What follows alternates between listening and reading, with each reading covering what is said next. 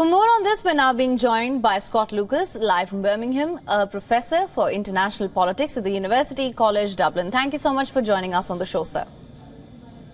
Thank you so much. It's a pleasure to be here. So my first question to you, there's a lot's been said about an imminent arms deal between Russia and North Korea. What do you reckon both nations stand to gain from this meet, with Kim Jong-un even saying that this meeting is a stepping stone for stronger ties? North Korea will always be with Russia, and that ties with Russia remain a #1 priority. First of all, neither Vladimir Putin nor Kim Jong-un will refer to military supplies in the photo opportunity that they're having today in the far east of Russia. They will both talk about a joint stand against imperialism. They'll talk about ties. They won't even talk about Moscow's invasion of Ukraine. What will happen behind the scenes, however, is a different matter. Most countries, the intelligence agencies of most countries, believe that Russia will be seeking military supplies from North Korea. These artillery shells that you talked about, other munitions, given that Russia has depleted stocks, given that it is in trouble in Ukraine. Not just that it has failed to overrun Ukraine, but that it faces a Ukrainian counteroffensive. Most analysts believe that, as you mentioned, North Korea will seek grain and energy supplies from Russia, and maybe even nuclear technology. And of course, that type of deal behind closed doors would be a violation of the UN resolution that says that there are no arms that go out or into North Korea because of its nuclear weapons program and because of other violations. But as I said, Vladimir Putin is isolated. He is isolated not only by the West, but countries like India, China, and Saudi Arabia are distancing themselves from the invasion of Ukraine. So he's got to turn to someone, and it just happens to be Kim. Well, as per South Korean military, North Korea had also fired 2 ballistic missiles towards the Sea of Japan. What's your assessment of the simmering tensions in the Korean Peninsula and North Korea's posturing here? What sort of a message does this send out?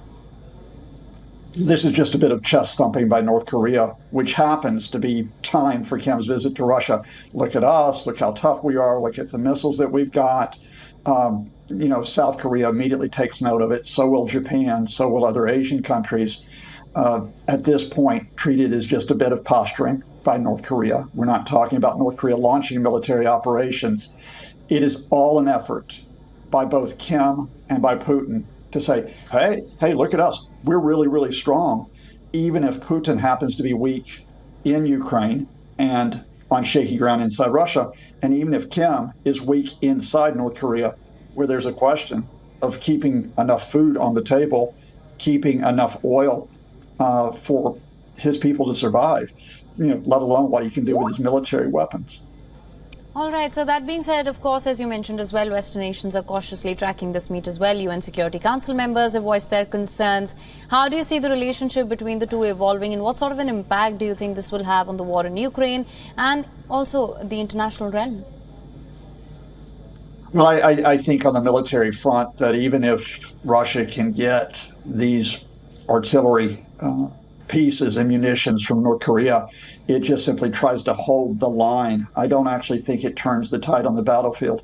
And indeed, although it is a gradual process, let's be very clear here, Ukraine is advancing. Ukraine is liberating its territory. But Russia needs to slow down that counteroffensive, probably as it tries over the winter to use its missiles and to use its drones to hit Ukraine's energy infrastructure. In terms of what North Korea gains from this, they get a bit of legitimacy. I mean, look, let's be honest here. North Korea is even more isolated than Russia. Very few countries will deal with the North Koreans. That's why they have so many problems in terms of their domestic situation. But now Kim gets to say, look, I'm partnered up with one of the largest countries in the world. It might not do much for his international position, but it does play well in propaganda back home.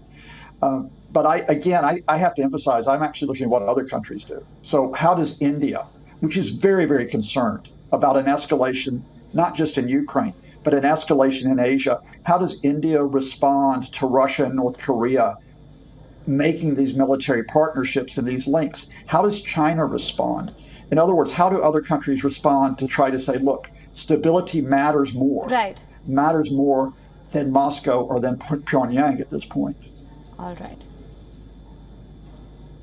Well, Professor Lucas, thank you so much for joining us on WION with all your insights on this.